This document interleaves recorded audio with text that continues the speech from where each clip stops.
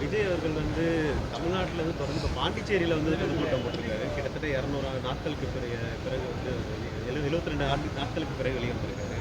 அது புதுசாக வந்து ஸ்டேஜும் இல்லாமல் வாகனத்தில் ரோட் ஷோ மாதிரி இல்லாமல் ஒரு கூட்டத்தை திரட்டி அங்கே வந்து அவர் வாகனத்தில் வந்து பேசுகிறாரு. இந்த கலாச்சாரத்தை கேட்பார். அவர் சினிமா டயலாக் விட்டு முதல்ல வெளியே வரட்டும். அவர் பேசுகிறதே சினிமா டயலாக்ல பேசுகிற மாதிரி தான் பேசுகிறாரு.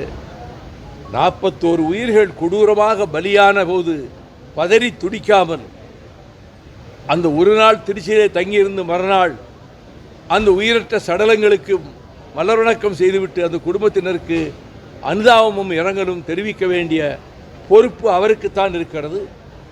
கடுகளவு பொறுப்புணர்ச்சி கூட இல்லாமல் அவர் இரவோடு இரவாக சென்னை பட்டினத்துக்கு சென்றதும் 40 நாட்கள் கழிய போகிற நேரத்தில் பாதிக்கப்பட்ட குடும்பங்களை தான் இருக்கிற இடத்துக்கு வரவழைத்து துக்கம் கேட்பதும் இதுவரை எந்த சாதாரண மனிதன் முதல் தலைவராகட்டும் யாராக இருக்கட்டும் சொந்தக்காரங்களாக இருக்கட்டும் துக்கம் கேட்குறதுனா அந்த வீட்டில் போய் தான் துக்கம் கேட்கணும். இப்படி ஒரு விசித்திரமான ஒரு முறையை கொண்டு வந்து அங்கே வந்து துக்கம் வீடு தன்னிடத்தில் வர சொல்லி அவர்கிட்ட அனுதாபம் தெரிவித்ததாகவும் அது நிதி கொடுத்ததாகவும் அந்த முதல் ஸ்டெப் அவர் எடுத்து வைத்திருக்கிற முதல் அடியே பிழையாக போய்விட்டது.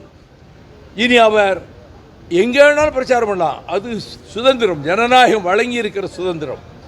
அப்படி செய்கிற போது அந்த கூட்டத்தை பாதுகாப்பதும் நெரிசலிலே பெண்கள் குழந்தைகள் சிக்கி மாண்டு போனார்களே அப்படிப்பட்ட நிலைமை ஏற்படாமல் தடுக்க வேண்டிய பொறுப்பு அந்த நிகழ்ச்சியை நடத்துகிறவர்களுக்கு தான் உண்டு. அவர்கள் அந்த பொறுப்பினை தவறிவிட்டார்கள்.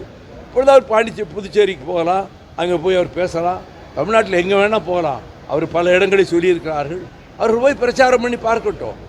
ஆனால் அந்த பிரச்சாரத்தை அவர்கள் என்ன கருத்தை சொல்லுகிறார் என்பதை நாம் கவனித்து பார்ப்போம். பிளே ஸ்டோர் மற்றும் ஆப் ஸ்டோரில் இருந்து பாலிமர் செயலியை QR கோடு மூலம் பதிவிறக்கம் செய்யுங்கள்.